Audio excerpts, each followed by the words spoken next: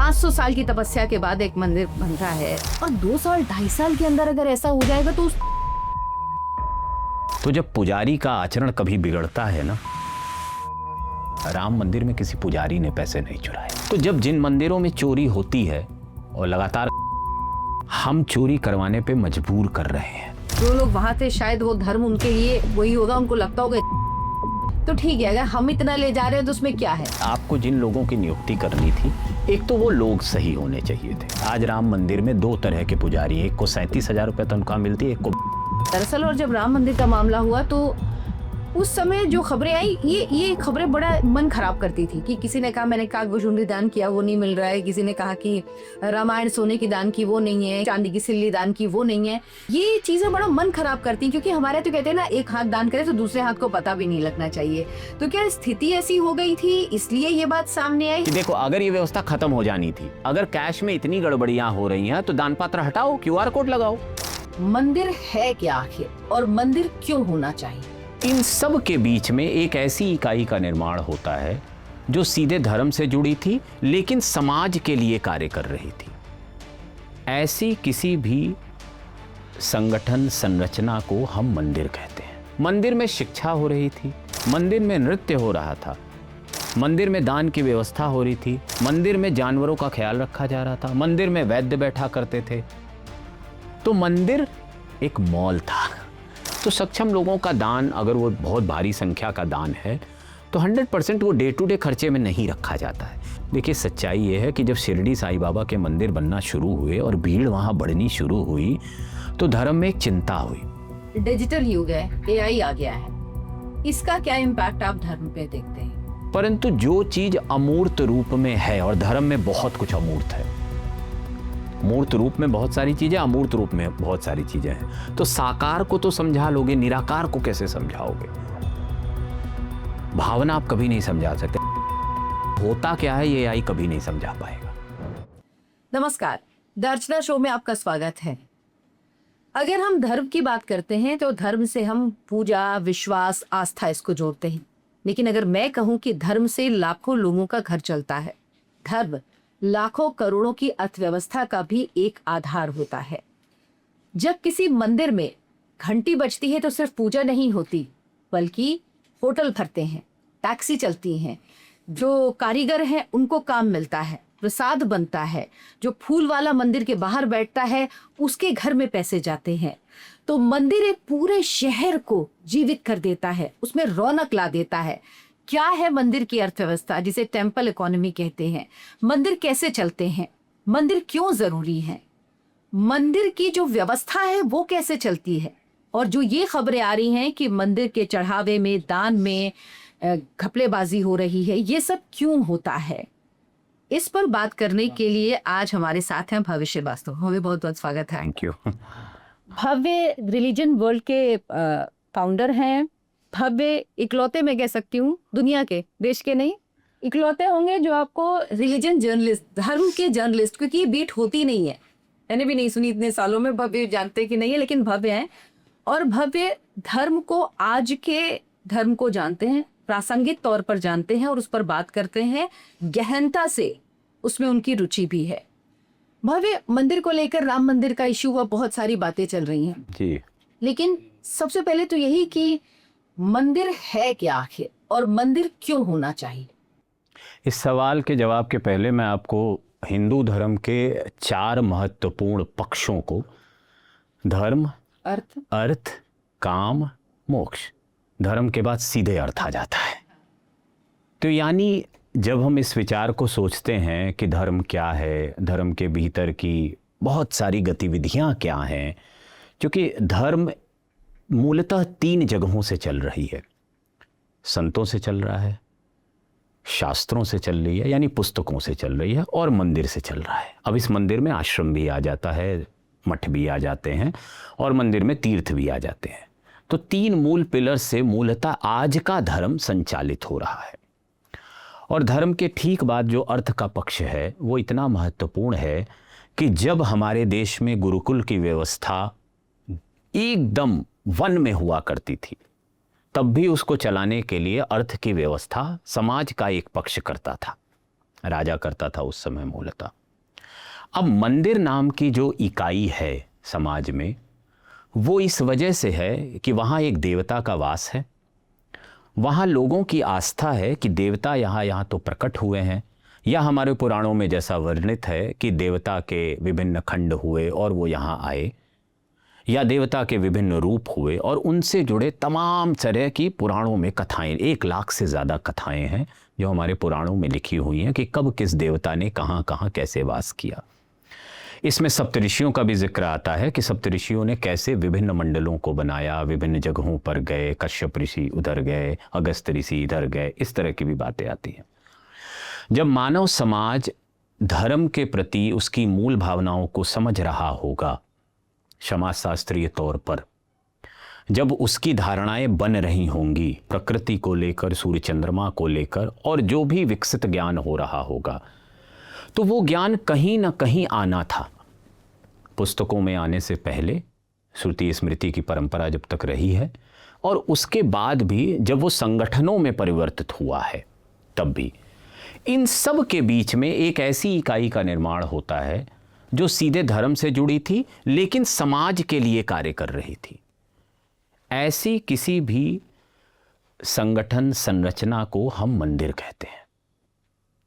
मंदिर समाज के बीच में होता है। आज दक्षिण भारत के किसी भी मंदिर में चले जाइए, उसके आसपास शहर बसता है। मीनाक्षी मंदिर चले जाइए, रामेश्वर, पेरंबूर चले जाइए, रामेश्वरम चले जाइए। तो आप सोचिए कि जब हम समाज को गांवों में, शहरों में, नगरों में, तालुका में, जिले में बांट रहे होंगे, तो उसके केंद्र में मंदिर था। मंदिर था तो मंदिर ने एक समुदाय का विकास किया, यानी मंदिर में नृत्य भी हो रहा था। अभी तो केवल हम ये सोचते हैं ना कि मंदिर में खाली पूजा हो रही थी, पाठ नहीं। मंदिर में शिक्षा हो रही थी, मंदिर में नृत्य हो रहा था, मंदिर में दान की व्यवस्था हो रही थी, मंदिर में जानवरों का ख्याल रखा जा रहा था, मंदिर में वैद्य बैठा करते थे। तो मंदिर एक मॉल था। मैं तो एकदम आज के लोगों को समझाता हूं कि मंदिर एक मॉल था जहां सब कुछ मिल रहा था। और सबसे बड़ी बात कि वहां समुदाय को यह समझ आता था कि हम कौन हैं। हर व्यक्ति को अर्चना ये अधिकार नहीं होता है कि वो संस्कृत पढ़े, अपने शास्त्रों को पढ़े, अपने पुराणों को पढ़े, वो जाने कि हमारा धर्म क्या है। लेकिन हर व्यक्ति को ये अधिकार कम से कम हिंदू धर्म में दिया गया है कि वो मंदिर जाए, अपने घर में मंदिर बना ले। अगर आंकड़ों के अनुसार हमारे देश में 20 लाख मंदिर हैं और 2 करोड़ के करीब मंदिर हैं, तो इस देश के घरों में इनसे ज़्यादा मंदिर हैं। तो मंदिर एक ऐसी व्यवस्था है जो समाज को जोड़ने के लिए, समाज के बीच में फेविकोल की तरह, मॉल की तरह, मैं खुद कल के कह रहा हूं, आई। उसके अपने नियम हैं। उन नियमों को समाज ने सरलता से समझा, अपनाया। और वहां पे एक और चीज जो सबसे बड़ी है, जो कि भारतीय संस्कृति का मूल है, वो है उत्सव। उत्सव यूं ही नहीं होते हैं, उत्सव से जुड़ा होता है उल्लास। हमारे घर में पूड़ी बनने से लेकर और हमें नए कपड़े पहनाने से लेकर, ये सारी चीजें उल्लास है, आनंद है, उत्सव से जुड़ा। तो मंदिरों ने उत्सव की एक पूरी प्रक्रिया का विकास किया है भारत में। मैं ये नहीं कहूँगा, और भी संस्कृतियों में इसी तरह के उदाहरण हैं, ऐसा कुछ नहीं है। आप रियो डे जेनेरियो चले जाइए, आप अफ्रीका चले जाइए, सब जगह विकास इसी तरह हुआ। धर्म का विकास तो बड़ा रोचक ही है। धर्म का विकास एक ही तरह हुआ है, उसके बेसिक मूल्य से बहुत ज़्यादा नहीं बदलते हैं। उत्सव वो भी मनाते हैं, गम का भी उत्सव मनाते हैं, खुशी का भी उत्सव मनाते हैं। रोचक ये है, हमारे यहाँ भी मृत्यु भले गम है, हम उसका भी उत्सव मनाते ही हैं। बहुत सारे संप्रदाय आज भी ऐसे हैं, काशी में जाकर मनाते हो, और भी मैं कई संप्रदाय, उनका नाम नहीं लूँगा, वहाँ उत्सव है मृत्यु। तो मंदिर ये है, मंदिर आपके लिए एक विंडो है, एक दरवाज़ा है, ठीक है, एक दुकान है, मैं तो ये भी कहूँगा। लेकिन हाँ, उस दुकान की मर्यादाएं हैं। मंदिर का पुजारी चौकीदार है, द्वारपाल है। मंदिर का पुजारी समाज को सही दिशा दिखाने वाला भी है। तो जब पुजारी का आचरण कभी बिगड़ता है ना, और बहुत रोचक बात कहूंगा, एकदम सीधे कहूंगा, राम मंदिर में किसी पुजारी ने पैसे नहीं चुराए। तो ये मूल है, इसको समझना होगा कि अगर मंदिर के भीतर घुसते ही, घंटा बजाते ही हमें कुछ महसूस होता है कि नहीं यहाँ कोई तो ऊर्जा है, कुछ तो अच्छा अच्छा है, तो उसके लिए सदियां लगी हैं। संस्कृतियों ने बहुत स्तर के तौर पे उसको विकसित किया है। तो ये है मंदिर। आपने राम मंदिर का जिक्र किया तो इसी की बात कर लेती हूँ। राम मंदिर में जब ये आया कि दान में, चढ़ावे में ये गायब हुआ है, इसमें घोटाला हुआ है, तो इसको जोड़ा गया आस्था से, जबकि इसका आस्था से कोई लेना देना नहीं है। इसका लोगों की नहीं, मैं तो कह रहा हूँ आस्था से लेना देना है। चलिए मैं इस पक्ष को भी रख दूंगा, आस्था से लेना देना है। मंदिर का तंत्र ये किस तरह से काम करता है और क्यों ऐसा हो पाया कि सबसे ज्यादा लोगों को शायद हर्ट इसलिए कर रहा है। 500 साल की तपस्या के बाद एक मंदिर बनता है जो इतने लोग भावेवाल की, जब उसका प्राण प्रतिष्ठा हो रही थी रामलला की, तो लोगों की आंखों से आंसू निकल रहे थे। लग रहा था कि सदियां इसके लिए, कितनी पीढ़ियां खप गई इसके लिए, वो बना। और 2 साल 2.5 साल के अंदर अगर ऐसा हो जाएगा तो उस तंत्र में कहाँ पे कमी रह गई। वो तंत्र क्या कई मंदिरों में, क्योंकि कई मंदिरों से ऐसी खबरें आ रही हैं, लेकिन राम मंदिर में जो आपका अपना जो आउटलुक है वो क्या कहता है उसको लेके, जो कुछ भी वहां पर हुआ। देखिए, चोल साम्राज्य, पल्लव साम्राज्य, ठीक है, इन सभी मगध साम्राज्य, इन सभी साम्राज्यों में मंदिरों का निर्माण राजाओं ने कराया। जो लास्ट उल्लेख हमें मिलता है वो अहिल्याबाई होलकर ने 650 से ज़्यादा मंदिरों का पुनर्निर्माण करवाया। आप काशी चले जाइए, अयोध्या चले जाइए, हरिद्वार चले जाइए, राजाओं के बनाए हुए घाट, राजाओं के बनाए हुए धर्मशालाएं, और बाद में उद्योगपतियों ने फिर उसी क्रम पे बनाना शुरू किया। ये सब आज मौजूद है। ठीक है, तो मंदिर की व्यवस्था दरअसल जहाँ से चल रही थी वो चल रही थी एक विश्वास से कि ये मंदिर है, इस मंदिर की ये कार्यप्रणाली है, उस कार्यप्रणाली का विकास करने के लिए समाज के सारे तंत्र लगे हुए थे। राजा ने अगर ज़मीन दी, एक मंदिर है जहाँ पे एक शिवलिंग लगता है, वो 1 एकड़ की ज़मीन हो गई, तो राजा क्या करता था, उस मंदिर को 100 एकड़ और दे देता था। ऐसे बहुत उदाहरण हैं, मंदिरों को खूब दान किए गए हैं। जब सबरीमाला एक सबके सामने है, 1 लाख करोड़ का राजा ने क्यों दे दिया। राजा ये सोचता था कि भाई ये मंदिर चलना है। अच्छा, मंदिर चलने का मतलब क्या होता है? मैं राम मंदिर पे आऊँगा, बिल्कुल इधर उधर नहीं जाऊँगा, एकदम आ जाऊँगा। मंदिर चलने का मतलब ये होता है कि वहाँ इतना आय और व्यय का संतुलन हो कि प्रतिदिन पूजा पाठ, प्रतिदिन प्रसाद, प्रतिदिन वहाँ की फूल सामग्री, वस्त्र, नैवेद्य, ठीक है, ये सारी चीज़ों की व्यवस्था हो जाए। प्रति माह की वहाँ कार्य कर रहे लोगों की तनख्वाह, प्रति माह प्रति पखवाड़ा होने वाले उत्सव, मंदिर का मेंटेनेंस, चाहे वो जल का हो, जब बिजली नहीं रही होगी तब की बात समझते, जल की व्यवस्था है, सैनिटेशन की व्यवस्था है, सफाई की व्यवस्था है, मंदिर के बाहर रंग रोगन का काम जो साल में मान लीजिए 1 बार होना है। ये सब के लिए मंदिर को पैसे चाहिए थे।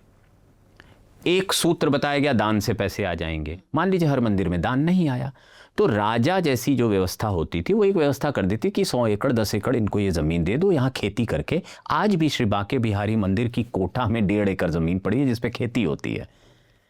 तो ये व्यवस्थाएं मंदिर की बनाई गई। अब मंदिर तंत्र में एक और चीज़ थी, आपको एक रोचक चीज़ बताता हूँ। मंदिरों में, दक्षिण भारत के मंदिर, उत्तर भारत के मंदिरों में तनख्वाहें फिक्स हैं। दक्षिण भारत के तकरीबन तिरुपति से लेकर, मीनाक्षी मंदिर से लेकर, रामेश्वरम से लेकर, इवन काशी विश्वनाथ से लेकर, अयोध्या से लेकर, महाकाल से लेकर, हर जगह पैसे फिक्स हैं पुजारियों के।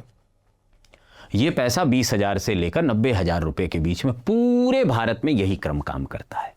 सैलरी जिसे कहते हैं, ठीक है, वो मंदिर उसको देता है। ठीक है, अब जब मंदिर की व्यवस्था बनानी थी तो हमेशा ये सोचा गया कि मंदिर में कार्य करने वाला या तो अर्चक होगा, पुजारी होगा, या तो उस सेवायत परिवार से आया होगा और ये मंदिर चलाएंगे। आज आप अगर वृंदावन के मंदिरों में जाएं तो ये व्यवस्था है, आज आप राजस्थान के मंदिरों में जाएं तो ये व्यवस्था है, श्याम खाटू बाबा चले जाइए, कहीं भी चले, परिवार चला रहे हैं। लेकिन किसी को ये विश्वास नहीं था कि ये व्यवस्था किसी दिन टूट जाएगी। अब वो टूटी क्यों? किसी मंदिर को यह भी नहीं विश्वास था कि एक दिन ये सामुदायिक केंद्र जो बना हुआ है समाज के बीच में, जिसका कार्य दैवीय प्रभावना को बढ़ाना है, वो एक दिन वस्तु की तरह देखा जाएगा और वहां लोग आके कुछ ट्रांजैक्शन करने लगेंगे।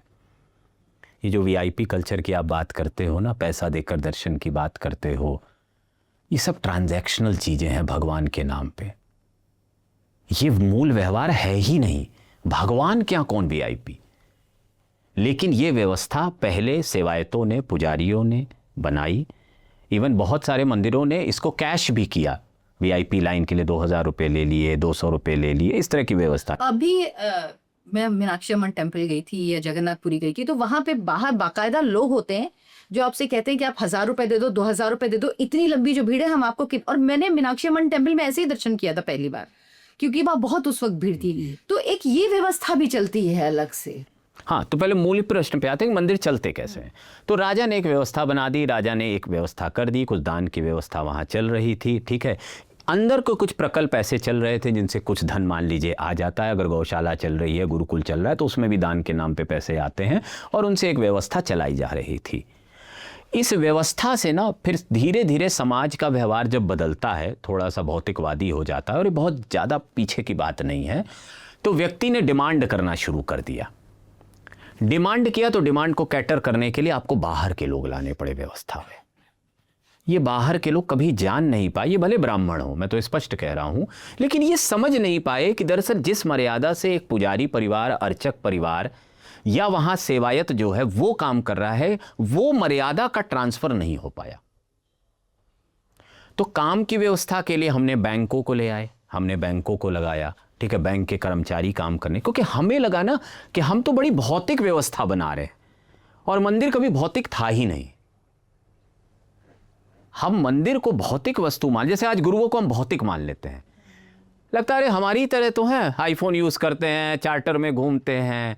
यहीं पे समाज की सोच बदली और ये डिमांड एंड सप्लाई का जो बहुत बड़ा गैप हुआ ना, क्योंकि धर्म जिस तरह से अचानक बढ़ा, एक बहुत बड़ा प्रश्न लोगों के दिमाग में ये भी, धर्म अचानक इतना बड़ा कैसे हो गया, मोदी जी की वजह से हो गया। मूल भावना ये नहीं है। दरअसल जब हमने लोगों को सुविधाएं देना शुरू की, हमने कॉरिडोर बनाए, हमने रास्ते बनाए, हमने सहज सफ़र के लिए मार्ग बना दिए, और जब लोगों ने जाकर अपने एक्सपीरियंस शेयर किए कि अरे मैं तो मीनाक्षी अम्मन आया था, मज़ा आ गया, क्या मंदिर है क्या, तो हमारे मन में भी ललक बढ़ी कि हम भी जाके देखें कि यार आखिर है क्या। और कहीं ना कहीं रीस्टोरेशन आवर इंडियन हेरिटेज, और हमें एक लगा कि नहीं ये तो हमारी चीज़ है यार। तो ये सब भावनाओं का विकास साथ साथ हुआ, उसमें राजनीति का योगदान भी है, संस्कृति का भी योगदान भी है और ग्लोबलाइजेशन का भी योगदान है। क्योंकि जब हम यूरोप के वीडियो देखते थे कि यार कैथीड्रल, यहाँ इतना बड़ा कैथीड्रल इतना सुंदर लग रहा है, तो एक समय जाकर हमें भी लगा कि यार हमें अपनी भी तो चीज़ देखनी चाहिए। तो हमें मीनाक्षी अम्मन दिखा, देखो कितना अच्छा कैरिकेचर है, रामेश्वरम में 21 कुएँ हैं। तो हम कंपैरिजन में कंटेंट बनाने लगे, मैं तो कहूँगा। हमें पता भी नहीं था मीनाक्षी अम्मन में क्या होता है, कौन सेवायत है, कौन पूजा करता है, अगरबत्ती जलती है कि धूप जलती है, नैवेद्य चढ़ता है कि माला चढ़ती है, चमेली चढ़ता है कि गेंदा चढ़ता है, आज भी नहीं पता है। लेकिन हमारे अंदर उत्सुकता बढ़ी कि हमें जानना है। अब ये समाज यहाँ तक तो आ गया कि ये मंदिर है, ये मंदिर दक्षिण भारत के फलाना शहर में बना हुआ है, ऐसे चलता है। लेकिन जो सबसे बड़ा कार्य हुआ, मेरा तो मानना है, वो तो 7वीं 8वीं शताब्दी में आदि शंकराचार्य करके गए कि उन्होंने बद्रीनाथ केदारनाथ में साउथ इंडिया से पुजारी लाके बैठा दी, एक व्यवस्था बना दी, एक ट्रांसफर किया उन्होंने इधर से उधर का, और व्यवस्था अभी तक चली। पशुपतिनाथ में भी वैसे ही है। लेकिन हमारा जो एक उसमें ट्रांजैक्शनल रोल होना था, दक्षिण भारत उत्तर भारत की, दक्षिण भारत में अगर मंदिरों में एक व्यवस्था है, दूसरा दक्षिण भारत के ज़्यादातर मंदिर मठों के अधीन हैं, मठों से जुड़े हुए हैं। दक्षिण भारत में सरकारों का हस्तक्षेप मंदिरों में है।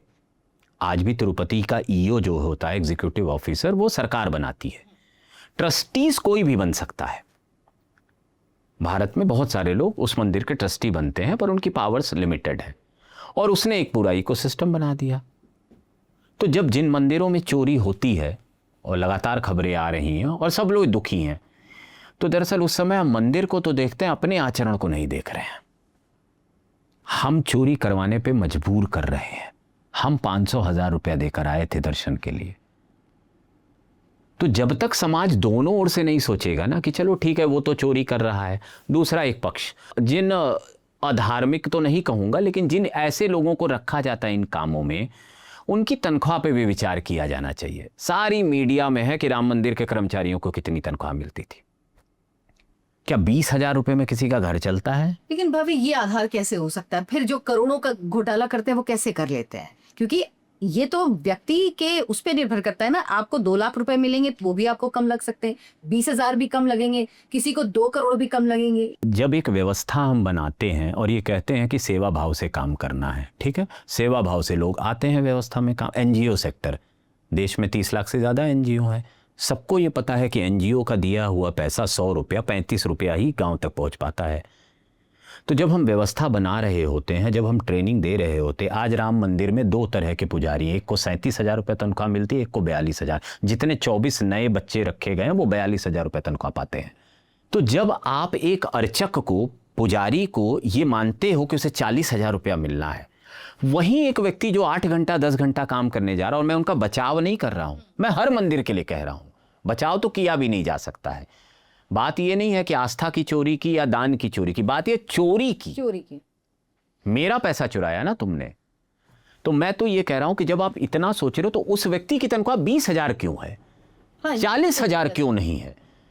उसे भी तो, उसके भी तो बच्चे हैं, परिवार है। तो आप ये मंदिर इकोनॉमी में अगर पैसा आया है तो वो पैसा मंदिर के हक में भी तो जाना चाहिए।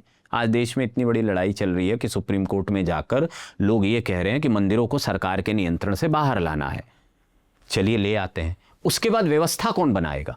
और व्यवस्था बनाने के लिए क्या समाज में अभी कोई सिस्टम तैयार है? संतों का सिस्टम, आश्रमों का सिस्टम, मठों का सिस्टम, सरकार का, या सरकार तो आपने हटा दिया। तो यानी आपको, जैसे आज राम मंदिर एक ट्रस्ट है जो सरकार के अधीन नहीं है, तो सरकार जवाब ही क्यों दे? सरकार को केवल जवाब इसलिए देना पड़ रहा है क्योंकि वहां आरएसएस वीएचपी के लोग हैं। एसआईटी इसीलिए बनानी पड़ रही है, वरना तो इंडिपेंडेंट बॉडी है, आस्था टूटी है, बस ट्रस्ट जवाब दे। और अब आप खुद देखिए, सीईओ बनाया जाएगा। आखिर अल्टीमेटली प्रोफेशनलिज्म आपको लाना पड़ रहा है। ये क्यों शुरू में नहीं हुआ? और देखिए, जहां पर पैसा होगा और ह्यूमन है, वहां पे आप ये नहीं कह सकते कि 100% ईमानदारी होगी। उसके लिए आपको टेक्नोलॉजी का सहारा क्यों नहीं होगी? एक प्रश्न ये भी है, क्यों ईमानदारी नहीं होगी? भाई, हमारे देश में गांधीवादी, विनोबा भावे, इनसे प्रभावित लोग हैं, आप उनसे मिली भी होंगे, अनुपम मिश्रा जैसे लोग थे। क्या वो ईमानदार नहीं थे? हमारे देश में, छोड़िए ना, हमारे अपने 2 पीढ़ी पीछे चले जाइए, क्या हमारे दादा, हमारे बाबा, क्या वो ईमानदार नहीं थे? जीवन भर उन्होंने भ्रष्टाचार नहीं किया, 1 रुपया घूस नहीं खाई। तो जब समाज का ही मोरल चरित्र गिर जाएगा और समाज हर चीज को भौतिकवादी वस्तु के तौर पे देखे, भगवान को भी वस्तु बना दिया गया है। बिल्कुल सही बात। हम वस्तु के क्रय विक्रय में लग गए हैं।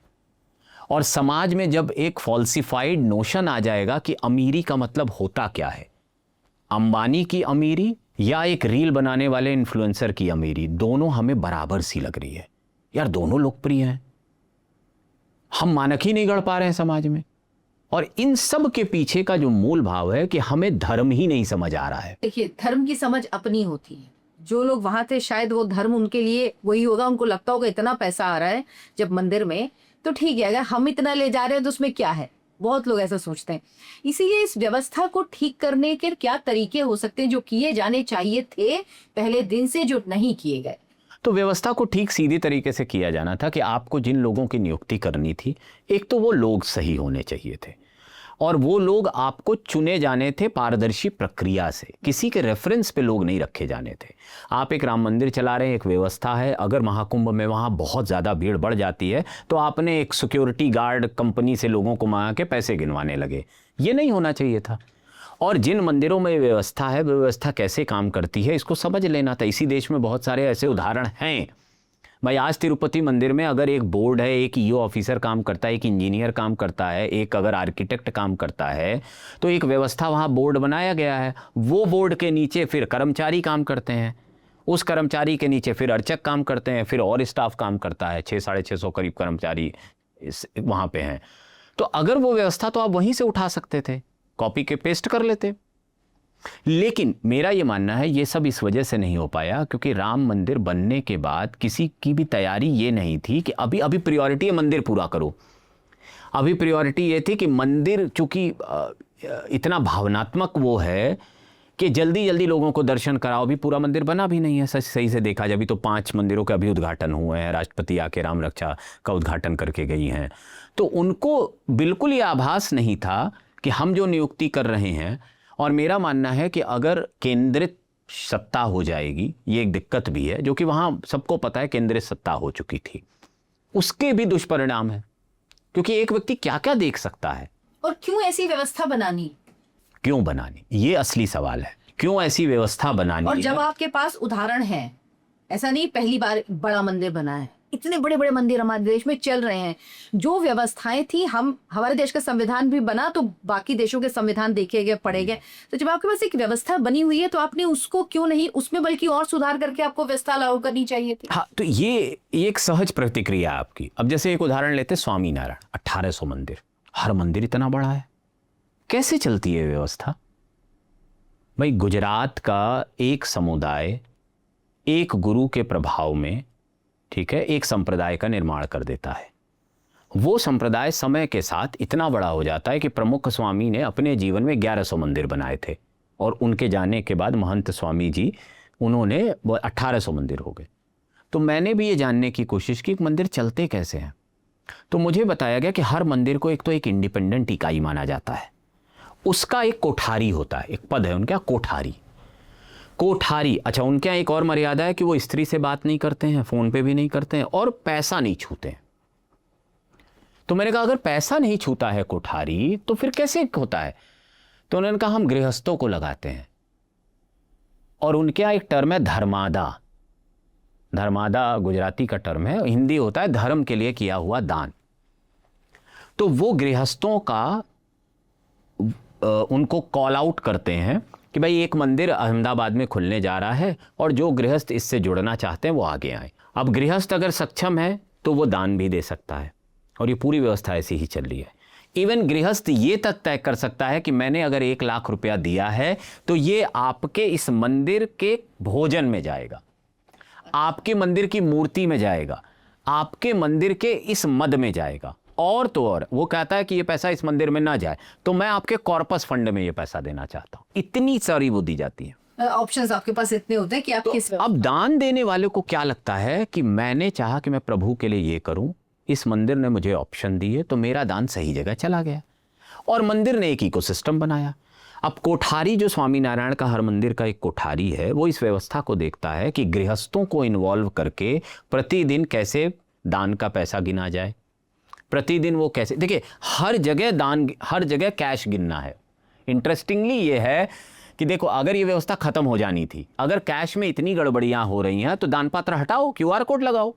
जिस देश में 90 से ज़्यादा करोड़ लोग QR कोड से दान कर रहे हैं, पर फिर भी दान पेटियां हैं, तो यानी एक विश्वास भी है कि यार भगवान के नाम पे कोई चोरी नहीं करेगा। जो टूटा, जो सीधी बात है, और टूटना चाहिए था, क्योंकि अगर ये चीज़ बहुत सालों से हो रही थी तो वो टूट गया तो अच्छा हुआ। अब कम से कम आगे की जब व्यवस्था बनेगी तो ये संशय रहना चाहिए कि व्यक्ति अगर सही बैकग्राउंड से नहीं आया, पारदर्शी तरीके से नहीं आया, और वो संतुष्ट नहीं है, तो हो सकता है कि वो बेईमान हो जाए। तो धर्म में जिन लोगों को अधिकार मिले हुए हैं, मैं तो कहूँगा पुजारी को मिला है, सेवायत को मिला है, ब्रह्मचारी को मिला है, सन्यासी को मिला है। भाई कोई भी सन्यासी जाता है वो महाकाल में अंदर जा सकता है, हम नहीं जा सकते हैं। तो जिनको अधिकार मिला हुआ है ना, उनकी ये बड़ी जिम्मेदारी है कि वो अधिकार को शोकेस कैसे करें। बहुत गड़बड़ हो रही है शोकेसिंग में। जिस तरह से आप अपने अधिकार को दिखा रहे हैं, उससे समाज में एक बड़ा गलत मैसेज चला गया है। इनके यजमान हैं तो ये अंदर चले जाते हैं। हाँ। तो अभी तो चर्निंग शुरू हुई है, मैं आपको सच कहूं। अच्छा। और मैंने अभी पिछले एक इंटरव्यू में कहा था कि इस भारत में ना वैदिक युग लौटने वाला है। और उसका मतलब समझिएगा, जिन पदों को लेकर हम कंफ्यूज्ड हैं आज, जिन पदों पर बैठे लोगों को लेकर हम कंफ्यूज्ड हैं, शंकराचार्य, जगत गुरु, महामंडलेश्वर, इनकी धीरे धीरे स्पष्टता समाज में आएगी। इनकी ज़रूरत भी महसूस होगी, क्योंकि आध्यात्म के नाम पर, कथावाचन के नाम पर, ठीक है, और भी बहुत सारे जो तरह तरह के धर्मगुरु दिखने लगते हैं हमको, इनको लेकर समाज धीरे धीरे धीरे धीरे कन्फ्यूजन इस लेवल पे जाएगी कि इनको भूलना पड़ेगा उसे। क्योंकि अगर भारतीय संस्कृति से व्यक्ति जुड़ रहा है और उसे मंदिर समझ आ रहा है, उसे रीतियां समझ आ रही हैं, परंपराएं समझ आ रही हैं, मूल्य समझ आ रहे हैं। मूल्य का कोई समाज में मूल्य बचा नहीं है, स्वार्थ एक मूल्य है इस समय। अंततोगत तो हम उनसे उबेंगे ना, उबना ही पड़ेगा। फेसबुक से उब गए ना हम, सच्चाई है ये समाज फेसबुक कहाँ कर रहा है, तो हम उबेंगे उनसे। और जब हम उबेंगे तो हम किसी और देखना पसंद करेंगे। आज प्रेमानंद जी इतने मशहूर हो गए हैं, अचानक थोड़ी ना हो गए। वृंदावन में बहुत विरक्त संत हैं भाई, बहुत है, नाम जप कर रहे हैं, करोड़ों करोड़ों कर रहे हैं। विनोद बाबा दिन भर में 16 घंटा नाम जप करते हैं, पर प्रेमानंद जी फेमस हो गए और वो सामाजिक मूल्य से जुड़ गए। दो तरह के मूल्य, पहला मूल्य कि उनके यहाँ सेलिब्रिटी आने लगे, समाज को लगा ये मूल्य है, अरे यार सेलिब्रिटी जा रहे हैं, विराट कोहली जा रहा है। दूसरा मूल्य कि वो कहते हैं वो कुछ लेते नहीं है, कुछ देते नहीं है, और एकदम स्पष्ट बात करते हैं, डॉक्टर अगर बीमार है तो डॉक्टर के यहाँ जाओ, मेरे पास क्यों आए हो। तो इस तरह के मूल्यों का विकास धीरे धीरे और होगा। और मेरा मानना गंदगी सब धीरे धीरे आप देखते जाना, धीरे धीरे अपने आप किनारे लगती जाएगी। तो ये चर्निंग शुरू हो गई, चर्निंग है, मैं तो मान लो चर्निंग फेज है, इसीलिए ऐसे बहुत खुलासे अभी आने वाले हैं, मैं तो मानूंगा। जो अर्थव्यवस्था है देश की, उसमें मंदिरों का, टेम्पल इकोनॉमी का कितना योगदान होता है? क्योंकि अगर हम पिछले कुंभ को ही देखें जो प्रयागराज में हुआ था, तो उसमें जो आंकड़े दिए गए कि शायद मुझे याद आ रहा है कि 3,000 करोड़ खर्च हुआ और 20 से 30 लाख करोड़ का जो व्यापार है वो पूरा इकोनॉमिक जो उसमें आय हुआ उसमें पूरा। तो इसको किस तरह से आप देखते हैं? और एक होता है जो परमानेंट, जैसे मंदिर के आसपास है वो परमानेंट है, एक टेम्परेरी है, जैसे कांवड़ आने वाला है, कांवड़ के समय में कुंभ हुआ, इस तरह की जो चीजें आती हैं, ये कितना योगदान देती है और इनका अभी तक कोई डेटा क्यों नहीं देती सरकार? क्या इसको आना चाहिए सामने? नहीं, सरकार मंदिरों का डेटा देती है, मतलब कितने मंदिर हैं देश में, जितना भी वो चिन्हित कर पाती है। अर्थव्यवस्था, कितनी अर्थव्यवस्था का डेटा इसलिए नहीं दे पाती है क्योंकि एक अनस्ट्रक्चर्ड सेक्टर है, ये बहुत बड़ा अनस्ट्रक्चर्ड सेक्टर है। दूसरा, ये सबको पता है कि रेलवे और आर्मी के बाद सबसे ज़्यादा ज़मीनें धार्मिक संगठनों के पास हैं, ठीक है, देश में अच्छी मात्रा में उनके पास ज़मीनों का वो है। लेकिन इसमें सबसे महत्वपूर्ण यह है कि अगर हमारे देश में 20 लाख मंदिर हों, वैसे अनऑफिशियल कहा जाता है 2 करोड़ मंदिर है, और एक मंदिर से अगर 3 लोग जुड़े हैं, केवल 3 मान के चलते हैं, तो ये 6 करोड़ लोग हो जाते हैं। असंगठित क्षेत्र भारत का 13 करोड़ लोगों को नौकरी देता है, असंगठित। रेलवे 1 करोड़ 30 लाख लोगों को शायद नौकरी देता है, आर्मी में शायद हमारे पास 90 लाख या ऐसे कुछ संख्या है। तो आप अगर नंबर से देखेंगी तो इस असंगठित क्षेत्र में, धर्म के क्षेत्र में कम से कम 6-7 करोड़ लोग जुड़े हुए हैं सीधे। अब अगर इसको इनडायरेक्टली आप देखना शुरू करेंगी, फूल से लेकर, घी से लेकर, दिए से लेकर, अगरबत्ती से लेकर, तो ये सब असंगठित क्षेत्र के साथ जुड़ जाएगा। क्योंकि केवल देश में अगरबत्ती एक ब्रांड की नहीं खरीदी जाती है, 2-3 ब्रांड तक तो हमें याद रहता, उसके बाद तो असंगठित मार्केट है। तो ये जो लोग बना रहे हैं उनको भी रोजगार जा रहा है, सीधी सी बात।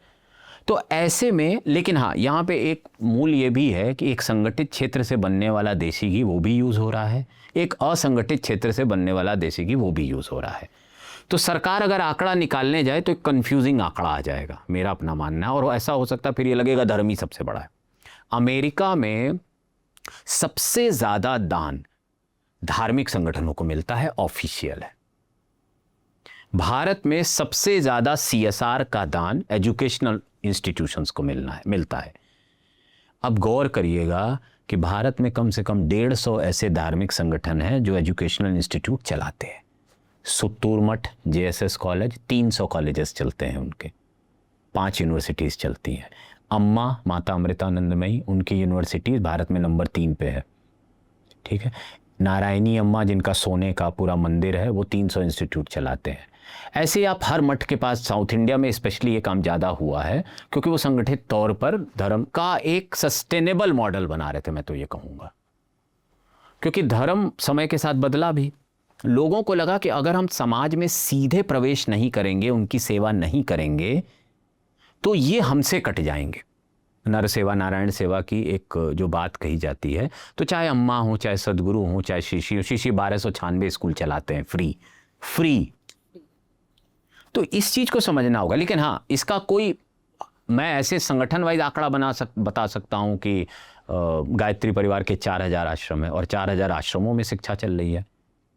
दीक्षा चल रही है, उनके जितने भी प्रकल्प हैं वो सारे चल रहे हैं, उनकी यूनिवर्सिटी में कोर्स कराया जाता है।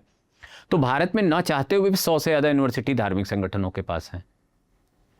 स्कूल्स चला ही रहे हैं बहुत सारे।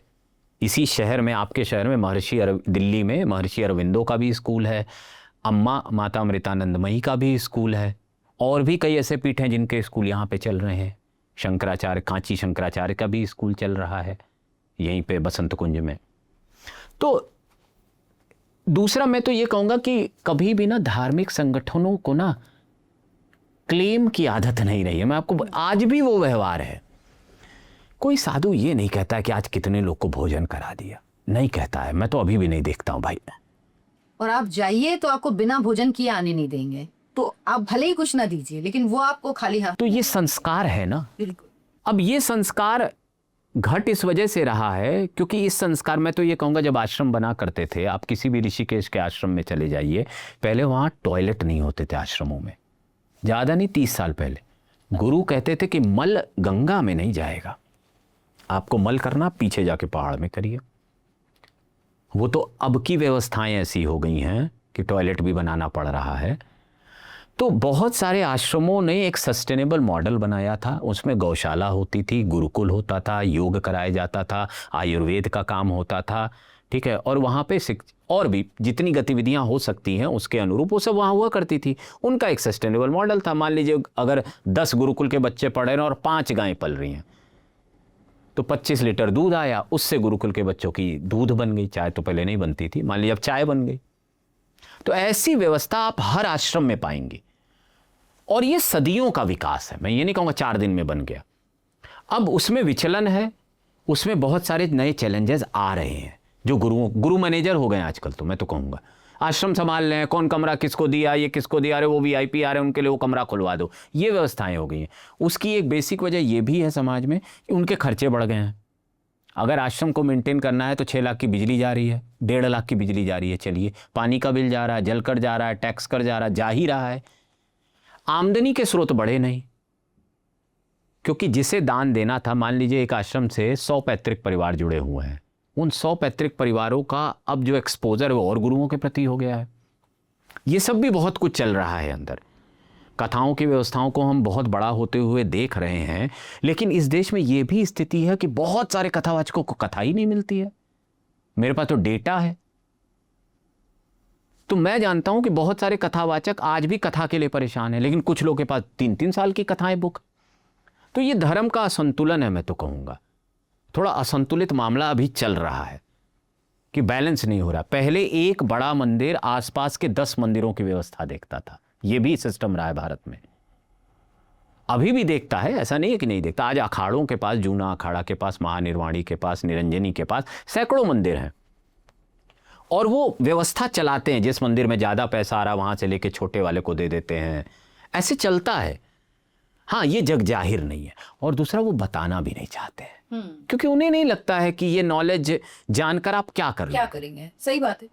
आप भक्त हो, आप आओ मंदिर में पूजा करो, प्रसाद करो, आप रुद्राभिषेक करो, आप दान करो, आप बछिया दान कर दो। ये दान, जब एक व्यक्ति मंदिर जाता है ना तो बड़े भाव से दान करता है। और हमारे कहते हुए मंदिर जाओ तो कुछ ना कुछ दान पात्र में डाल के जरूर आओ, खाली हाथ कभी भी मंदिर से, मतलब बिना कुछ दिए नहीं आना चाहिए।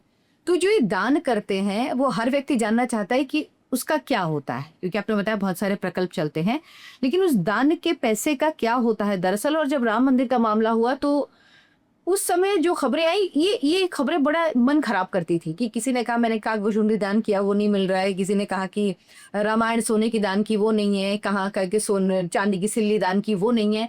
तो ये चीजें बड़ा मन खराब करती हैं, क्योंकि हमारे तो कहते हैं ना, एक दान अगर एक हाथ दान करे तो दूसरे हाथ को पता भी नहीं लगना चाहिए।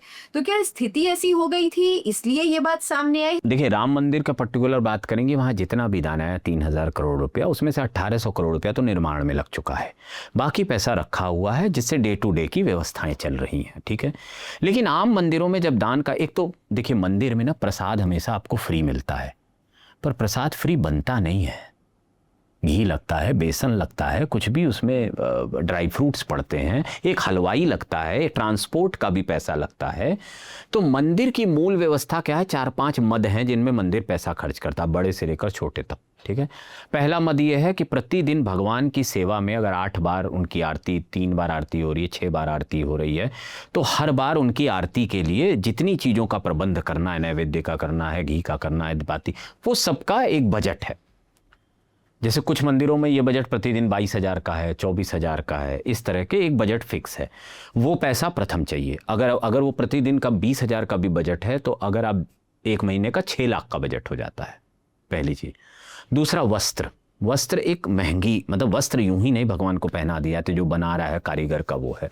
तीसरा, मंदिर के अंदर इलेक्ट्रिसिटी का भी बिल है, पानी का भी बिल है, सैनिटेशन का भी बिल है, सफाई का भी बिल है, जाला लगने का भी बिल है, हर चीज़ का बिल है जो मंदिर को पे करना है। सब्सिडी हो सकती है, सरकारों ने थोड़ी दे दी हो, थोड़ा कम पे करना है। तीसरा, बहुत सारे मंदिर जो हैं वो स्कूल चलाते हैं, चिकित्सालय चलाते हैं, मोबाइल वैन चलाते हैं, इस तरह की व्यवस्थाएं बहुत सारे मंदिरों में है। वही मैं कहूँगा बताते नहीं हैं, और इसीलिए लोगों को संशय, अरे बड़ा कमाते हैं, पता नहीं कहाँ खर्च करते हैं। दूसरी चीज़, उत्सव मनाते हैं। आज किसी भी मंदिर में जन्माष्टमी का भी उत्सव साल में 1 बार भी होता, तो इतना बड़ा होता है कि उसमें करोड़ों रुपए, भाई राम मंदिर का ही डेटा उठा के देख लीजिए तो 100 कुछ करोड़ रुपए तो खाली उत्सवों में खर्च हुआ, 118 करोड़ रुपया जितना मुझे याद है। तो वो इतना भारी बजट होता है, और उन सब के लिए प्रतिदिन का स्रोत है दान। अब वो दान इकट्ठा भी करना है, ऐसा तो नहीं सब तुरंत ही खर्च कर देंगे। तो एक पूरा सर्कुलर मूवमेंट है मैं तो कहूँगा। और दान के लिए इसीलिए प्रोत्साहित भी करते हैं मंदिर, क्योंकि उन्हें तो पता है। दूसरा, हर मंदिर सरकार के पास नहीं जा सकता है। मान लीजिए किसी महीने कम पड़ गया, तो क्या होगा? अगर कम पड़ेगा तो किसी कर्मचारी को तनख्वाह हो सकता है उस महीने ना मिले। ऐसी बहुत सारी, आप जब मंदिर में जाके सही से जांच पड़ताल करेंगे तो आपको पता लगेगा 2 महीने से तनख्वाह नहीं मिली। कई ऐसे मंदिर क्यों नहीं मिली? क्योंकि दान उतना नहीं आया जितना महीने का अगर एक खर्चा है 18 लाख रुपया, मान लीजिए 18 लाख की 16 लाख आया, पूजा रुक नहीं सकती है, प्रसाद रुक नहीं सकता है, बिजली रुक नहीं सकती, पानी रुक नहीं सकता है, अर्चक जो करेगा वो रुक नहीं सकता, भगवान का वस्त्र रुक नहीं सकता है, तो रुक क्या सकता है? तो किसी की तनख्वाह रुक सकती है। तो ऐसी बहुत सारी कहानियां मंदिरों में हैं, और मैं तो आग्रह करूंगा व्लॉगर्स, इन्फ्लुएंसर से कि वो मंदिर में जाके मंदिर का इकोसिस्टम बताएं कि मंदिर चलता, एक एक मंदिर का इकोसिस्टम जब आप समझना शुरू करेंगे। और मैं नहीं कह रहा हूं, मैं सब जानता हूं, जितना मेरा एक्सपोजर है मैं उतना ही जानता हूं, लेकिन बहुत ही फैसिनेटिंग है ये ऐसा पक्ष है जिसको समझने के बाद, और संसार थोड़ा और समझ ले कि वहाँ पुरोहितों का, पंडों का, आज हर की पैड़ी एक स्थान है, मान लीजिए 300 कर्मचारी काम करते हैं, और जब आप भी गई होंगी तो वो पर्ची कटाते हैं, घूम घूम के कटवा रहे हैं। क्यों? 300 की तो तनख्वाह जोड़ लीजिए आप, अभी चलिए 20,000 से जोड़ते हैं, इतना पैसा तो चाहिए। सफाई होनी है हर दिन, आरती होनी है हर दिन, क्लीनिंग रखनी है वहाँ पे, फिर तो और जो खर्चे हैं वो सब तो हैं ही। तो अभी भी मैं कहूँगा कि मंदिर इकोसिस्टम का सबसे बड़ा व्यय है ह्यूमन रिसोर्स, भगवान के बाद मैं कह सकता हूँ, कई जगह भगवान से ज़्यादा ही होगा मैं स्पष्ट करूँ तो, लेकिन वो प्राप्त करने के साधन कम है। तो भीड़ बढ़ी तो दान पात्रों की संख्या भी बढ़ गई, QR कोड आने लगे, चैनलों पे चलने लगा, और बहुत सारी ऐसी चीज़ें हैं कि सक्षम लोग जो दान करते हैं, मान लीजिए, तो सक्षम लोगों का दान अगर वो बहुत भारी संख्या का दान है तो 100% वो डे टू डे खर्चे में नहीं रखा जाता है, क्योंकि मंदिर की कल रिपेयरिंग भी होगी, अंदर हो सकता है सोने की परत बदलनी हो, उस वक्त वो पैसा काम आता है। 5 करोड़ मान लीजिए, अगर मुकेश अंबानी बद्रीनाथ को देकर आ गए, देकर आते हैं, बार बार खबरें आती हैं, तो वो पैसा ऐसा नहीं वो खर्च कर दिया जाएगा, वो रख दिया जाएगा कि ये पैसा रख दो। अभी अनंत अंबानी ने 5 करोड़ रुपया हर की पैड़ी को दिया, तो मैंने पूछा उनके महामंत्री से, तो ये पैसे का क्या करते हो आप? तो उनका यही कहना था, हम इसको कॉर्पस फंड में रखते हैं भैया, किसी दिन मान लीजिए कोई नया घाट बनाना पड़ गया तो उस समय तो एक मुश्त पैसा चाहिए होगा, कहाँ आह्वान करेंगे उस समय? तो ये सब एक प्लानिंग है, ऐसा नहीं है कि सब हवाई चीजें चल रही हैं, सदियों की प्लानिंग मैं तो कहूँगा, और वो डे टू डे डेवलप भी हो रही हैं। डेवलप नहीं होती तो आप तिरुपति का उदाहरण नहीं दे रहे होते, शिरडी का उदाहरण नहीं दे रहे होते, इस्कॉन का उदाहरण नहीं दे रहे होते, ब्रह्मा कुमारी का उदाहरण नहीं दे रहे होते। है और इसीलिए ये इतने लंबे समय से वो प्रक्रिया चल रही है लगातार। बिल्कुल। अच्छा, भारत में ना पर्यटन नहीं, हमेशा तीर्थाटन की बात की गई है ना, तीर्थाटन ही होता था पहले, तो अब उसको पर्यटन कहने लगे हैं।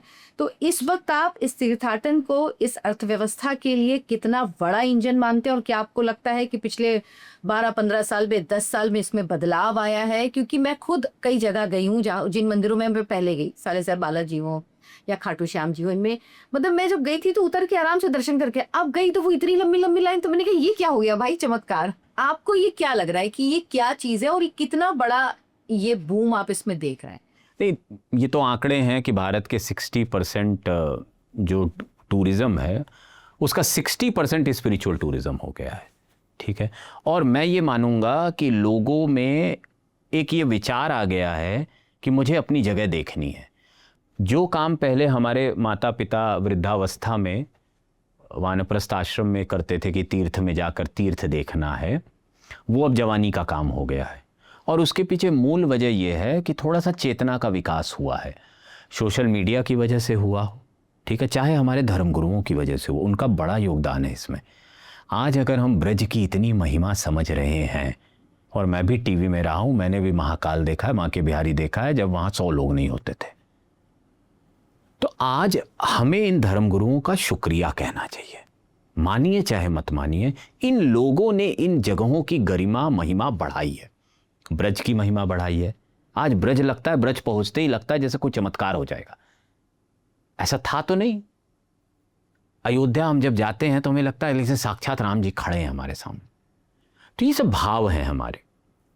तो मेरा मानना है कि एक तो नॉलेज ट्रांसफर हुआ, जब हम न्यूक्लियर फैमिलीज में आ गए, जब हम अपने बच्चों के साथ नेटफ्लिक्स और अमेज़न देखने लगे और हमने वैश्विक तौर पे बहुत कुछ देख लिया, तो अचानक एक दिन हमारी माँ ने कहा कि अरे हमको कैलाश तो घुमा देते, या हमको हर की पैड़ी घुमा देते। और ऐसे हर दिन मैं बता रहा हूँ लाखों उदाहरण है जहाँ माँ बाप बच्चों से डिमांड कर रहे हैं कि हमको घुमा दो ना वहाँ एक बार, और बच्चे खुशी खुशी माँ बाप को ले जाते हैं। उनको लगता है कि जैसे पहली सैलरी से साड़ी लाए थे माँ के लिए ना, वैसा कुछ कर लिया।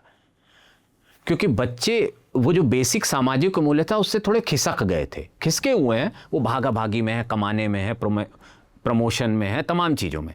तो अचानक जब कोई उन्हें झकझोरता है ना, और माँ बाप झकझोर दें, रिश्तेदार झकझोर दें, फिर पता चला कि अरे मौसा जी रिटायर हो गए, वो तो कार लेकर घूम रहे हैं, जगह जगह मंदिर देखने जा रहे हैं। तो हम अपने आप से सवाल करते हैं हम क्या कर रहे हैं यार, मौसा जी तो रिटायर होकर कार लेके घूम रहे हैं। ऐसा बहुत हो रहा है, मैं आपको बता रहा हूँ।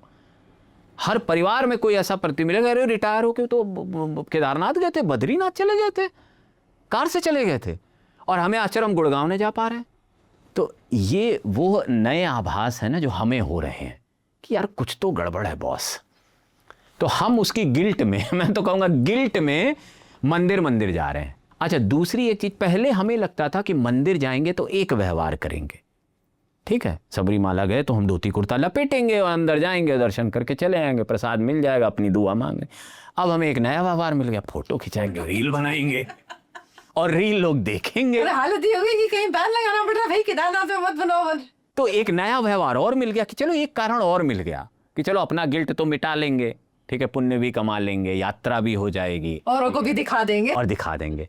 भाई पर्यटन में प्रयास जुड़ा हुआ है, और इसी से शायद फैला भी बहुत ज्यादा, क्योंकि देख के ना लोगों का मन करता है कि भाई हाँ, देखिए हमारे समाज की एक बेसिक वृत्ति है कि उसकी शर्ट मुसेरी शर्ट से सफेद कैसे, ये बेसिक है।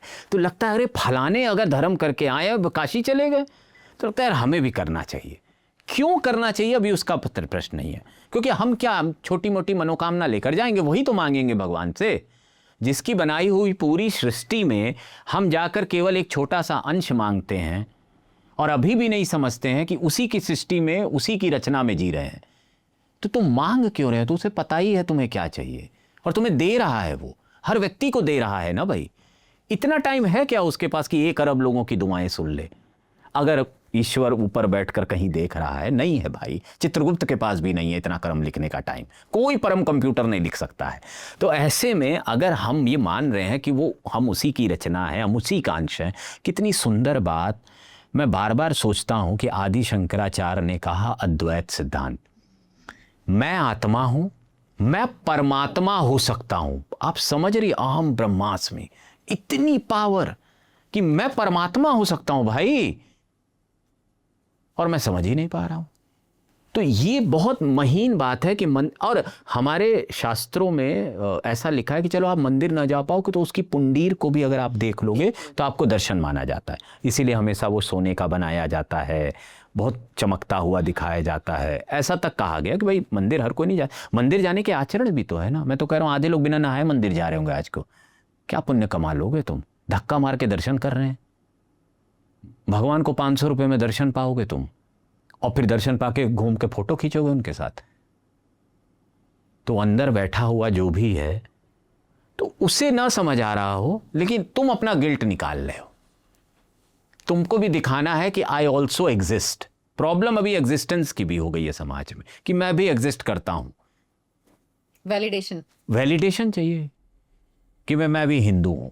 अच्छा, एक वक्त था ना, वाकई फर्क तो दिखता है ना। एक वक्त था जब टीका लगा के या कलावा बांध के जाने में लोगों को शर्म आती थी, लेकिन आज तो ये कह सकते हैं ना लोग प्राउडली ये काम ये करते हैं। आपको यंगस्टर्स दिख जाएंगे एकदम, कॉलेज के बच्चे, वो जो एक समय पे अगर टीका लगा तो घर से तो निकलते समय पोंछ लेते थे कि मम्मी ने टीका लगा दिया, पोंछ देते हैं आज वो गर्व से। तो ये देख के अच्छा भी लगता है कि किसी भी तरह से हमारी युवा पीढ़ी कम से कम मेरी ये नहीं समझ आता है कि मैं कलावा पहनता हूं, मैं इसको लेकर कॉन्शियस नहीं हूं। मैं अंगूठी पहनता हूं, मैं इसको लेकर भी कॉन्शियस नहीं हूं। ठीक है, मैं पहनता हूं, मेरी आस्था है। तो यहां वाला कॉन्शियसनेस कहां से आया है ये? इसका मतलब कि जब हम टीन थे, युवा थे, तो हमें देखिए दोनों सेम ही चीज है ना। मैं कलावा पहन रहा हूं, मैं विदेश जाता हूं तो लोग पूछते हैं व्हाट इज दिस। मैंने कहा this is a sacred thread, ठीक है, given by me some priest in some temple, and this is kind of an energy. ठीक है, एंड व्हाट इज दिस? मैंने कहा this is a precious metal which I believe give me a certain kind of powers. Simple. हाँ। तो मुझे ये नहीं समझ, जब हम इस व्यवहार में इतने सहज है तो ये वाला जो व्यवहार है ना, मुझे लगता है कि ये व्यवहार ज्यादा राजनीतिक है। अच्छा, ये केवल धार्मिक व्यवहार नहीं है। दूसरा, मैं ये कहूंगा कि हमारे यहाँ संप्रदायों के अनुसार टीका लगाने की परंपराएं हैं। कोई ऐसे लगाएगा, कोई ऐसे लगाएगा, कोई वैसे लगाएगा। ठीक है, तो ऐसे में जब हम किसी भी युवा को, मतलब वो ऑफिस गया, अब चूंकि ऑफिस में तो हमने एक ब्रिटिश रूल लगा रखा है, 9 से 5 का लंच टाइम होगा, ऐसा होगा, ड्रेस कोड ये होगा। हम कॉन्शियस हैं वहाँ, तो हम अभी थोड़ा थोड़ा ना सेमी कॉन्शियस हो रहे हैं। मैं तो कहूँगा कॉन्शियस नहीं हो रहे हैं, हम धीरे धीरे उस अवस्था की ओर जा रहे हैं जो सहज है। कि टीका लगाना क्या है यार? राजस्थान में बहुत सारे लोग नथ पहनते हैं, क्या वो कॉन्शियस हैं? मैं तो नहीं पहनता हूँ, और मैं पहनूंगा तो क्या मुझे कॉन्शियस होना चाहिए? मेरे यहाँ, मतलब मेरे पापा की पीढ़ी तक ये होता था कि लड़कों के कान छिदे जाते थे। अब स्त्रियों को लेकर तो हमने एक वैज्ञानिक कारण ढूंढ लिया, पुरुषों के लिए नहीं। पुरुषों के लिए क्यों नहीं ढूंढ रहे हो तुम? कि भाई ठीक है, वैज्ञानिक कारण, या कार्टिलेज होता है, कार्टिलेज अगर ऐसे होता है तो उसके फायदे होते हैं। तो ये कॉन्शियसनेस, सब कॉन्शियसनेस ना, ये सब सांस्कृतिक और एक लिमिटेड व्यवहार है जो नकल पे ज़्यादा चलता है। मेरा तो मानना है अकल नहीं लगती है वहाँ, कि इसका कोई मतलब ही नहीं है कि मैं दकियानूसी हूँ। या मैं आज भी कहूँगा, अभी भी समाज में हज़ारों लोग मंदिर के सामने जाते वक्त हाथ जोड़ने से पहले सोचते हैं कोई देख तो नहीं रहा है, मुझे दकियानूसी तो नहीं समझ लेंगे। अब भी ऐसा होता है क्या? मुझे लगता है अभी भी ऐसा होता है। मैंने बहुत सारे ऐसे लोगों को देखा है। ऐसे तो कर लेंगे, रुक कर प्रणाम करने वाला कल्चर अभी भी भारत में कम है, कि मंदिर देख के रुक गए, प्रणाम किया, इस तरह के भाव कम है। क्योंकि हमने भी उसमें ना कैटेगरीज बनाई हुई है। ये कैटेगरी का मंदिर होगा तो वहां तो दंडवत कर लेंगे, मोहल्ले का मंदिर है, ठीक है। तो अभी भी धर्म को लेकर जो कॉन्शियसनेस बिल्ड होनी चाहिए थी वो नहीं हुई है।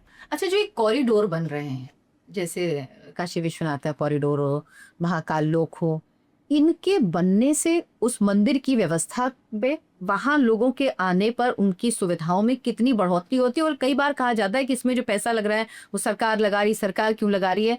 लेकिन सरकार मंदिरों का फंड लेती है। एक तर्क ये दिया जाता है कि भाई मंदिरों से पैसा लेती है, वो उससे कम लगाती, सरकार नहीं लेगी, हम उससे अच्छा बना लेंगे। तो क्या ये ऐसी चीजें जब कंस्ट्रक्ट हुई, जब बनी और जब इनके लिए सोचा गया, तो उससे भी फर्क पड़ा है? एक्चुअली ये बनी कब? पहला तो ये भी सोचना होगा। और क्या पहली बार बनी? अगर हम विजयनगरम जाएंगी हम्पी के पास तो आप देखेंगे कि मंदिरों के इर्द गिर्द जो मैं पहले भी कह रहा था, मंदिरों के इर्द गिर्द ऑलरेडी बहुत सारा स्पेस हुआ करता था। फिर क्या हुआ कि मंदिरों के आसपास कंजेस्टेड होती गई चीज़ें, कभी मस्जिदें भी बनी, घर भी बने, ठीक है। तो स्वाभाविक है जब एक मंदिर का प्रांगण अगर 8x10 का ही है, अंदर की जगह जो है गर्भगृह, और वहाँ लोगों के आने की संख्या लिमिट ही हो सकती है, और सरकार देख रही है कि डिमांड बढ़ रही है, चार धाम यात्रा में बढ़ रही है, हर जगह बढ़ रही है, तो सरकार ने उसको बनाया। स्वाभाविक है बिना मंदिर से परमिशन लिए कोई प्रांगण नहीं बना है। आज बांके बिहारी कॉरिडोर को लेकर आपको पता ही होगा कि सुप्रीम कोर्ट तक विवाद है। काशी में भी बन रहा था, वहाँ भी बहुत सारे विवाद इस तरह के थे। महाकाल में बन रहा था, चलिए शासन प्रशासन उनके पक्ष का था, फिर भी आसपास की बहुत सारी प्रॉपर्टीज़ को लेकर वहाँ दिक्कतें हैं। तो एक तो ये सबको समझ आ रहा था कि धर्म में व्यवहार बदल रहा है, लोग बहुत ज़्यादा एक्सेस चाहते हैं। पिलग्रिमेज पे सुविधाएं देना या मंदिरों पे सुविधाएं देना मूलतः पहले मंदिर का काम या उस तीर्थाटन क्षेत्र के लिए, जैसे बद्री केदार एक समिति बनाई गई है, सबरीमाला में समिति है, हर जगह एक समिति बना दी जाती है जो उसको वहाँ का कार्य देखती है, तो वो बेसिक उस पर काम करती है। स्वाभाविक है उसके रिसोर्सेज कम होते हैं, इतने तो नहीं होते कि वो कॉरिडोर बना देगी। तो सरकार द्वारा जब प्रस्ताव दिया जाता है किसी भी मंदिर को कि भाई हम एक कॉरिडोर बनाना चाह रहे, पूछा जाता है, क्योंकि एक ट्रस्ट होता है, हर जगह होता है, तो स्वाभाविक है वो भी इवैल्यूएट करते हैं कि इससे फ़ायदा होगा कि घाटा होगा। क्योंकि बहुत सारी, जैसे बांके बिहारी में सबको लगता है घाटा होगा, सेवायत परिवार को इस तरह की चीज़ें तो विरोध करते हैं वो बहुत सारे पक्ष, लेकिन और मंदिरों को लगता है इससे फ़ायदा हो सकता है, रेवेन्यू इंक्रीज होता है, इसमें कोई संदेह नहीं है, सबको पता है। काशी विश्वनाथ में 6 करोड़ लोग अगर दर्शन करने आ रहे हैं तो आप केवल दर्शन के लिहाज से मत सोचिए ना, आप टूरिज्म से लेकर, घर से निकलने से लेकर, होटल में रुकने से लेकर, खाने से लेकर, हर जगह वो बूस्ट कर रहा है। तो हर मंदिर कॉरिडोर बनने के बाद एक महाकुंभ हो जाता है, मेरा तो मानना है। साल में इतना रेवेन्यू देकर चला जाता है वो कि वहाँ फिर व्यवस्थाएं बनानी पड़ती हैं, टेंडर्स होते हैं, वहाँ बहुत सारी नई चीज़ें की जाने की ज़रूरत हो जाती है, टेक्नोलॉजिकल इंटरवेंशंस तो होने ही लगते हैं, लेकिन साथ साथ लोग की स्पेंडिंग पावर जो है ना, पहले हम क्या अपेक्षा करते कि आप मंदिर जाते थे दान पात्र में देकर चले आते थे, आप अगल बगल कुछ सोचते ही नहीं थे। अब जब हम जाते हैं तो हमें लगता है ये महाकाल लोक देखना है भाई। अब मान लीजिए सरकार ने 10 रुपये का टिकट रख दिया, खैर नहीं रखा है, मान लीजिए, तो रेवेन्यू तो है ही ना, इसमें बुराई क्या है? बिल्कुल सही बात है। और अब जब मंदिर डाइवर्सिफाइड हो चुका है, now mandir is an entity which runs between the masses and classes, so तब उस समय ये तो सोचना पड़ेगा ना कि इसे प्रासंगिक कैसे बनाया जाए। देखिए सच्चाई ये है कि जब शिरडी साईं बाबा के मंदिर बनना शुरू हुए और भीड़ वहाँ बढ़नी शुरू हुई तो धर्म में एक चिंता हुई, जिस चिंता का बहुत सारे संतों ने खुल के विरोध किया कि शिरडी साईं बाबा तो भगवान ही नहीं है। लेकिन जिस तरह का इकोसिस्टम शिरडी साईं बाबा बना रहा था, उससे स्वाभाविक है जो पुराने मंदिर हैं उनको चिंता हुई होगी।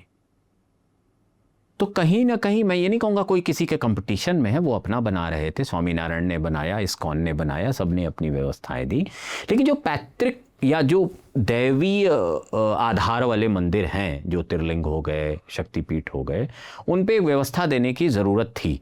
जो काम मंदिर समय के साथ धीरे धीरे कर तो रहे थे, उतनी तेज़ी से नहीं कर पा रहे थे। बनारस आप कॉरिडोर बनने के पहले भी गई होंगी तो आपको पता है क्या व्यवस्थाएं रहती हैं। आज भी जब भीड़ वहाँ होती है तो अभी भी जितनी भीड़ होती है शायद उसके लिए मंदिर अभी भी नहीं तैयार है, मेरा मानना है। तो कॉरिडोर बना के तो बस ये कर दिया जाए, एक फेंसिंग कर दी गई कि चलो यहाँ लोगों को रोक दो, कुछ देर वो ये कर लेंगे, कुछ देर ये कर लेंगे, व्यवस्था बनी रहे, कोई अफरा तफरी ना मचे। जब बहुत, हाँ वही आप कहीं ना कहीं डाइवर्ट करें, बिल्कुल हाँ। अच्छा, डिजिटल युग है, एआई आ गया है, इसका क्या इम्पैक्ट आप धर्म पे देखते हैं? धर्म पे एआई का जो इम्पैक्ट है ना वो पड़ेगा अंडरस्टैंडिंग में, मेरा मानना है। क्योंकि जब हम एआई से सवाल पूछते हैं, एक रोचक उदाहरण बताता हूँ। नीदरलैंड के साइंटिस्टों ने एक काल्पनिक बीमारी बनाई आँख की, काल्पनिक बीमारी, कोई वैसी बीमारी नहीं थी, और उसके पेपर, वो बीमारी भी बताया कि मोबाइल के ब्लू रेज देखने से वो बीमारी हो जाती है, और उसके पेपर्स छापे और इंटरनेट पे डाल दिया। 10 दिन बाद किसी लड़के ने एआई से पूछा कि आंख की क्या कोई ऐसी बीमारी होती है जो ब्लू रे से होती है? उसने वही उठा के दे दिया, कोई बीमारी नहीं थी। काल्पनिक बीमारी थी। तो ये एआई की दिक्कत है।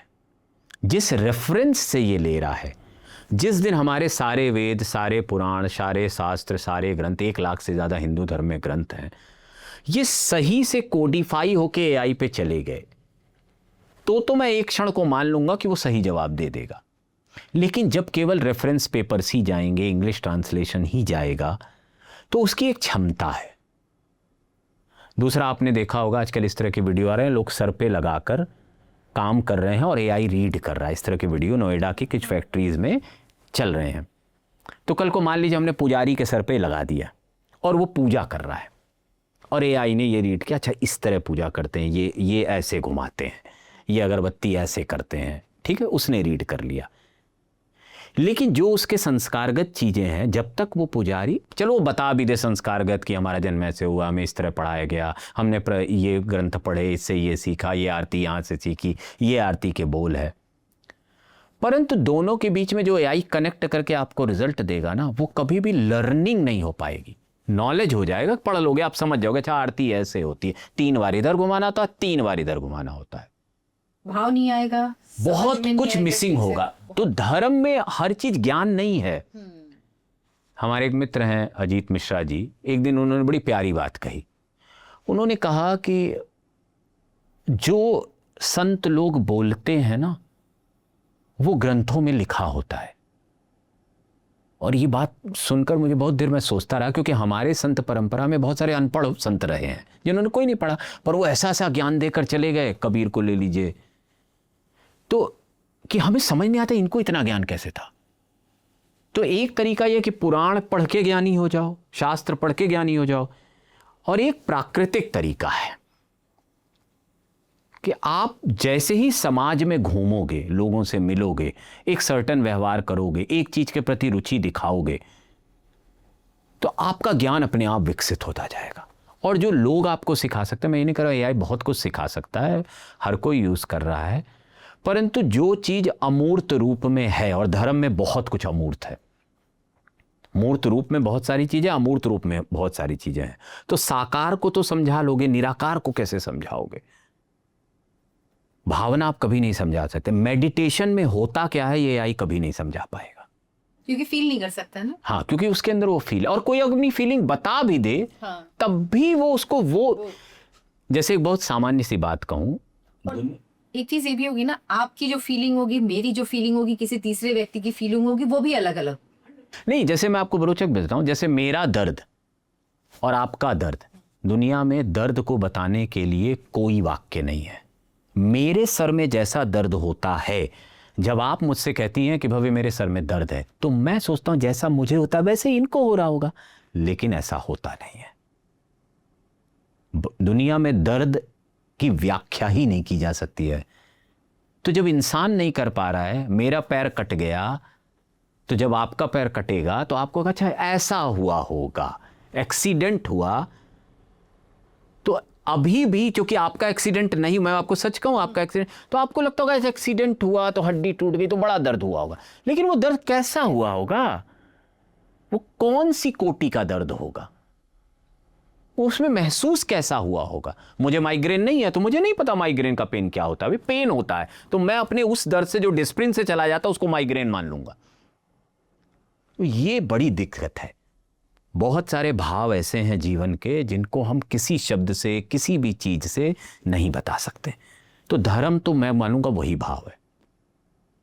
मेरा धार्मिक होना जरूरी नहीं है कि मैं ग्रंथों को पढ़कर धार्मिक होऊंगा, संतों से मिलकर धार्मिक होऊंगा। मैं इसके बिना भी धार्मिक हो सकता हूं, और हो सकता है मेरी समझ और लोगों से ज़्यादा अच्छी हो। तो ये डिपेंड करता है कि मेरा उस पर्टिकुलर चीज़ से व्यवहार कैसा है, मैं उसको देखता कैसे हूँ, उसको एब्जॉर्ब कैसे करता हूँ। तो ह्यूमन बहुत कॉम्प्लेक्स चीज़ है, मतलब एक ह्यूमन। और मेरा मानना है कि जैसे सिगमंड फ्रॉइड ने कहा था कि हमारी 3 अवस्थाएं हैं, कॉन्शियस, सबकॉन्शियस, अनकॉन्शियस। और अगर आप और थोड़ा सा धर्म में जाएंगे तो यहाँ तो बताया जाए 99 किस्म की अवस्थाएं हैं तुम्हारी। अब 99 किस्म की अवस्थाएं क्या होती होंगी भाई? यहाँ तो एक ही अवस्था में मैं। ओशो कहते 104 किस्म के मेडिटेशन। 104 किस्म के मेडिटेशन क्या होते हैं? तो ये वो वाली चीजें हैं जो धर्म पे, इसलिए एआई का बहुत प्रभाव नहीं पड़ेगा, एकदम स्पष्ट आपको कर दूं। लोग सवाल पूछेंगे गीता में क्या लिखा है, लोग वर्सेस पूछेंगे, लोग उसके अर्थ से खुश भी होंगे क्योंकि उनको उतना ही जानना है। ये भी तो एक बहुत बड़ी फ्रीडम है ना कि आपको जितना जानना उतना ही जानो ना। आज दिक्कत ये लोग बहुत कुछ जानना चाह रहे हैं, इसीलिए इधर उधर भटक रहे हैं। जितना जानने को कहा गया उतना जान लो, बस खुश रहोगे। मुझे बहुत मजा आया आपके साथ बात करके, मुझे लग रहा बात करती रहूंगी तो फिर 2 घंटे और भी बात करती रहूंगी। बहुत बहुत धन्यवाद आपका आने के लिए, और उम्मीद है कि फिर जल्दी हम मिलेंगे और भी बहुत सारा डिस्कशन आपके साथ करना है। मुझे लगा सब बहुत कुछ छूट गया है। मैं खुलासा कर दूं, अर्चना और हम एक साथ लखनऊ विश्वविद्यालय में पत्रकारिता का कोर्स करते थे, जो लोग नहीं जानते हो तो और सबसे बड़ी बात ये है कि हम लोगों ने एक ही संस्थान से नौकरी शुरू की है ना, अंत भी एक ही संस्थान से, एक ही संस्थान से किया है, लेकिन आज बैठ के पहली बार बात की है। हाँ, ये भी बात है ना, 20 साल से ज्यादा से एक दूसरे को जानते होंगे, लेकिन बैठ के आज इस तरह से पहली बार बात नहीं, ये धर्म ने कराया है। धर्म ने कराया। तो बहुत बहुत नहीं, आपके चैनल को सब्सक्राइब करिए भाई, अच्छा चैनल है, इतना अच्छा ज्ञान मैं इतना समय आपको दे रहा हूँ तो आप अच्छे से सुनिए, समझिए, और मैं कहूँगा इस इंटरव्यू को 2-3 बार देखिए, क्योंकि आपको ना हो सकता है लग रहा हो कि ये खाली बातें हो रही हैं। दरअसल ना हर व्यक्ति, जैसे एक किताब पढ़कर आप किसी व्यक्ति का पूरा जीवन समझ सकते हैं, उसी तरह एक इंटरव्यू देखकर हो सकता है आपको मंदिर की व्यवस्था, मंदिर का इकोनॉमी, मंदिर का प्रबंधन, ये सारी चीज़ें बेसिक समझ आए। बहुत बहुत धन्यवाद। Thank you so much.